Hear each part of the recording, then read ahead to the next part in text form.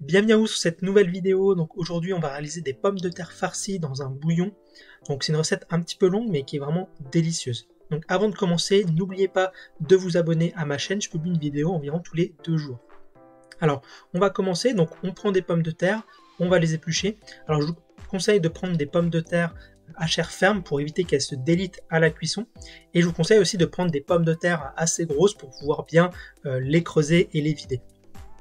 Donc une fois que j'ai épluché mes pommes de terre, je les lave bien et je vais venir couper en deux mes pommes de terre et là je vais pouvoir les creuser. Donc moi j'ai pris une cuillère classique, vous pouvez prendre si vous avez une cuillère à pommes parisienne, donc pour faire les petites billes de melon, ça marche aussi très bien. Et ce que je fais, c'est que je fais en gros une démarcation sur le milieu de la pomme de terre, comme vous pouvez le voir ici, et ensuite je vais creuser au milieu. Donc là c'est la première, donc j'ai eu un petit peu de mal, mais après ça a été tout seul. Et vous allez voir, la chair s'enlève assez facilement.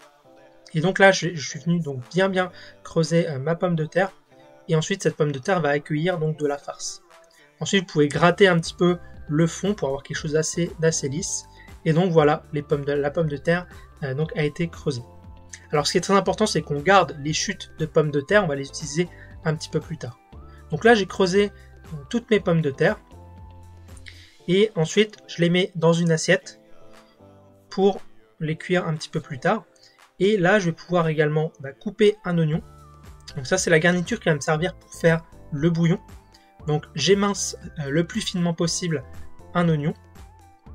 Ce que je fais également, c'est que j'ajoute un petit peu de lard. Donc ici vous pouvez prendre des lardons, hein, ça marche très bien aussi. Et donc ça va venir dans le bouillon. Ensuite je vais pouvoir passer à la cuisson de mes pommes de terre. Donc là je vous avais dit de garder les chutes, les parures de pommes de terre, et ce que je fais, c'est que je les fais revenir dans de l'huile, dans une poêle bien chaude, et en fait je vais les faire colorer mes pommes de terre. Le fait de les faire colorer, ça va apporter un goût supplémentaire à mes pommes de terre. Donc une fois qu'elles sont légèrement colorées, je peux ajouter mes oignons et mes lardons, et là je vais remuer, et je vais faire pareil, je vais venir colorer légèrement mes oignons et mes pommes de terre. Donc tout ça, le fait de faire colorer, ça va donner du goût à mes pommes de terre, comme je vous le disais, mais aussi à mon bouillon. Donc ensuite, une fois que c'est bien coloré, j'ajoute de l'eau et je vais venir dissoudre un cube de bouillon. Donc ici, j'ai pris un cube de légumes, vous pouvez prendre un cube de volaille ou un cube de bœuf, ça marche aussi. Donc là, je dissous bien mon cube pour éviter qu'il y ait des morceaux. J'assaisonne toujours avec un petit peu de poivre. Alors je ne mets pas de sel parce que le bouillon et les lardons sont déjà salés. Et ensuite, dès que mon bouillon est bien dissous, mon cube de bouillon est bien dissous, je verse le contenu dans un plat qui va au four en fait. Voilà, donc je débarrasse bien tout ce qu'il y a dans la poêle. Et ensuite, je mets donc mon plat de côté et je vais reprendre la même poêle, remettre de l'huile et je vais faire cette fois-ci dorer mes pommes de terre qui sont creusées. Donc là, toujours pareil, plus on va faire dorer ces pommes de terre, plus elles vont avoir du goût à la cuisson. Donc ça, c'est une petite astuce que j'aime bien faire sur les pommes de terre farcies pour éviter qu'elles soient un petit peu fades. Je les fais revenir dans une poêle, je les fais bien dorer. C'est pas obligatoire, mais moi j'aime bien. Donc là, j'ai bien coloré mes pommes de terre sur les deux faces. Et ensuite, je peux les ajouter donc sur mon bouillon, sur mes pommes de terre, mes lardons et mes oignons. Ensuite, je les remets bien à l'endroit.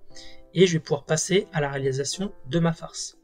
Donc là j'avais déjà de la farce assaisonnée en fait, mais ce que je vous conseille de faire, c'est de prendre une farce à saucisse, chair à saucisse nature, et puis on va venir donc l'assaisonner. Donc ici j'ai mis un mélange italien, donc avec des épices, avec du poivron, de l'origan, du basilic. Vous pouvez mettre les épices que vous aimez. Ensuite je suis venu donc ajouter également de l'ail. Donc ici vous pouvez mettre de l'ail déshydraté, ça marche aussi. Moi je préfère mettre de l'ail frais dans la farce. Donc ma farce était un petit peu assaisonnée, pas trop, c'est pour ça que j'ai complété l'assaisonnement. Donc là pour la farce, faites vraiment en fonction de vos goûts. Moi je mets de l'ail, quelques épices. J'ajoute aussi donc toujours du poivre, j'ajoute également un petit peu de sel. Et là je suis venu mettre également un petit peu de persil séché. Vous pouvez mettre du persil frais, vous pouvez mettre de la coriandre, de la ciboulette, un petit peu ce que vous aimez. Et donc là je reprends donc mon plat et je vais venir donc farcir mes pommes de terre avec la farce. Donc là vous prenez une belle cuillère de farce et puis vous remplissez bien vos pommes de terre pour que la viande dépasse un petit peu de vos pommes de terre. Si vous reste un petit peu de farce, ce que vous pouvez faire, c'est vous pouvez la disposer dans le plat, même si c'est pas dans la pomme de terre, c'est pas très grave. Et ensuite, je vais venir, donc ça c'est très important, je vais venir couvrir mon plat avec du papier aluminium pour que ça puisse un petit peu cuire à l'étouffée.